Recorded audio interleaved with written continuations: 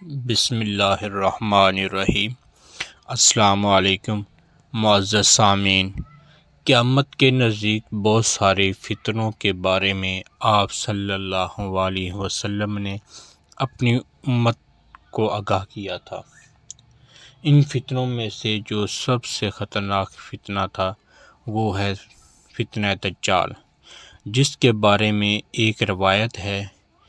ایک صحابی 30 آدمیوں کے ہمراہ سمندری سفر پر نکلتے ہیں، لیکن سمندری طوفان کی وجہ سے وہ راستہ بھٹک جاتے ہیں۔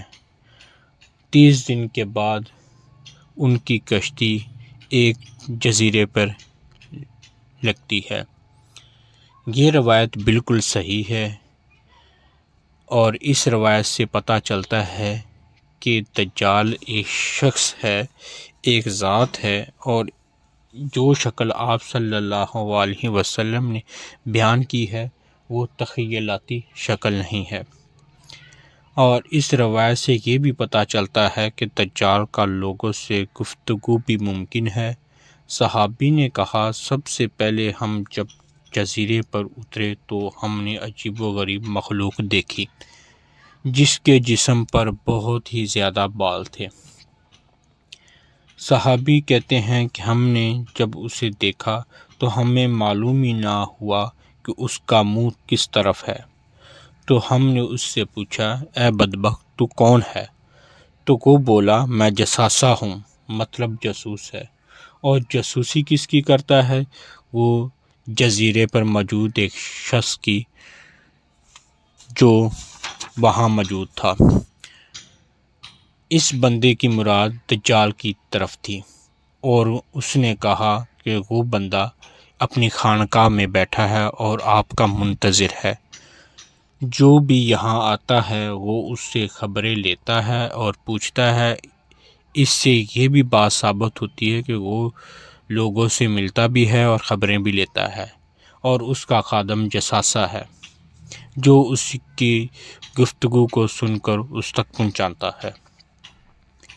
ایک اور روایت بھی آتی ہے، ابن سعد رضی اللہ تعالی عنہ نے قسم کھا کر یہ بات کہی تھی کہ مجھے دجال کے بارے میں سب پتہ ہے، اس کے باپ کے بارے میں علم ہے، اور اس کے بارے میں بھی کہ یہ کس جگہ موجود ہے، اس کی ہر بات کا مجھے علم ہے۔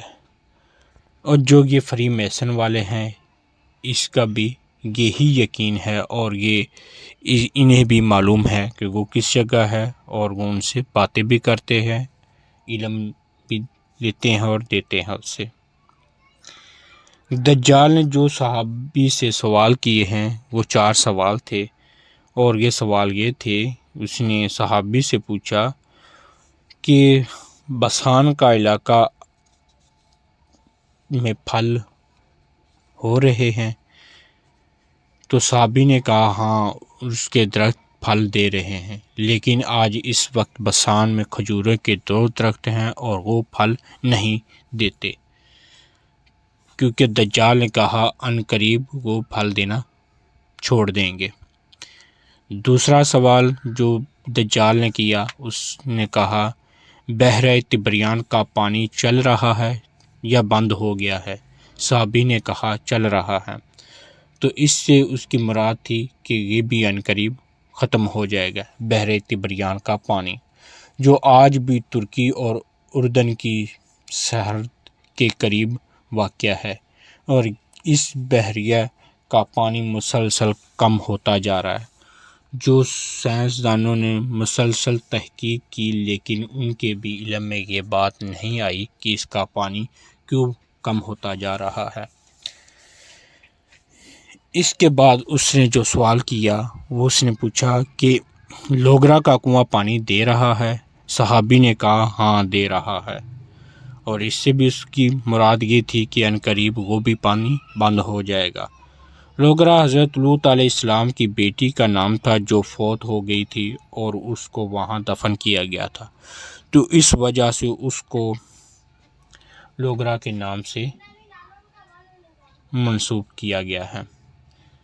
آج وہ کنواں ختم ہو گیا ہے، جو اس کی یہ نشانی ایک سچ ثابت ہوئی، باقی بھی پوری ہو چکی ہیں، پانی والی ابھی رہ گئی ہے۔ پھر اس نے سوال کیا کہ امیوں کا نبی آ گیا ہے؟ تو صحابی نے کہا ہاں، امیوں کا نبی آ گیا ہے، ہم اسی کے امتی ہیں۔ پھر اس نے سوال کیا کیا اس نے ہجرت کر لی ہے؟ تو صحابی نے کہا ہاں، اس نے ہجرت کر لی ہے، اور ان قریب اس نے کہا کہ مسلمان تم ان قریب دنیا پر غلبہ پاؤ گے، اور میں اس کی ہجرت کا ہی منتظر تھا، لیکن اب میرے خروج کا وقت ان قریب ہے۔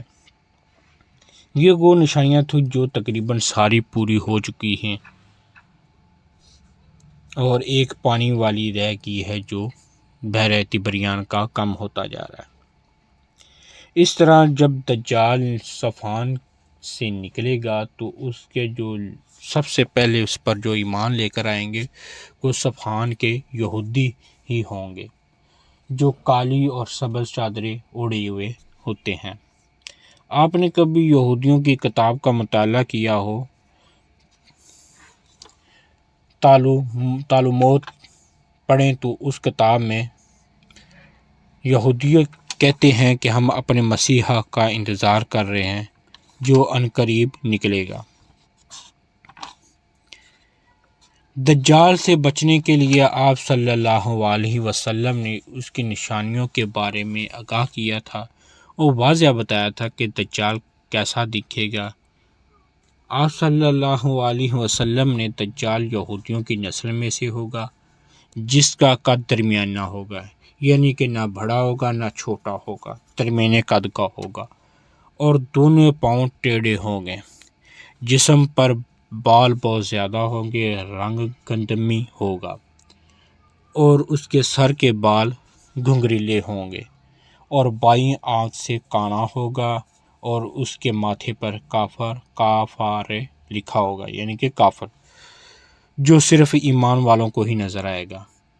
اور جو دجال کی سواری ہوگی اس کے دو کانوں کے درمیان 40 گز کا فاصلہ ہوگا، اور وہ تاحد نگاہ منٹوں میں سفر طے کر لے گی۔ دجال پکے جھوٹا اور مکار شعبدہ باز انسان ہوگا، اور وہ جب چلے گا تو اللہ نے اس لیے یہ صلاحیت دی ہوگی کہ وہ اپنے ساتھ غلوں کے ڈھیر اور زمین کے خزانے ساتھ لے کر چلے گا، اور جو لوگ اس پر ایمان لے کر آئیں گے، یعنی کہ یہودی اور طاغوت وغیرہ اس پر ایمان لے کر آئیں گے، دجال ان پر بارش کرے گا اور ان کی زمین سرخیز کرے گا، اور جو اس کا انکار کریں گے یہ اس پر قید سالی نازل کرے گا۔ آپ صلی اللہ علیہ وسلم نے ارشاد فرمایا کہ وہ مکہ اور مدینہ میں داخل نہیں ہو سکے گا، یعنی کہ وہ پوری دنیا میں اپنا فساد پھیلائے گا لیکن وہ مکہ اور مدینہ میں داخل نہیں ہو سکے گا، اور اس کے شر سے وہی محفوظ رہے گا جو آپ صلی اللہ علیہ وسلم کی تعلیمات پر عمل کرے گا، اور جو لوگ اللہ کے رسول صلی اللہ علیہ وسلم کی تعلیمات کا انکار کریں گے وہ اس کے شر سے محفوظ نہیں رہیں گے۔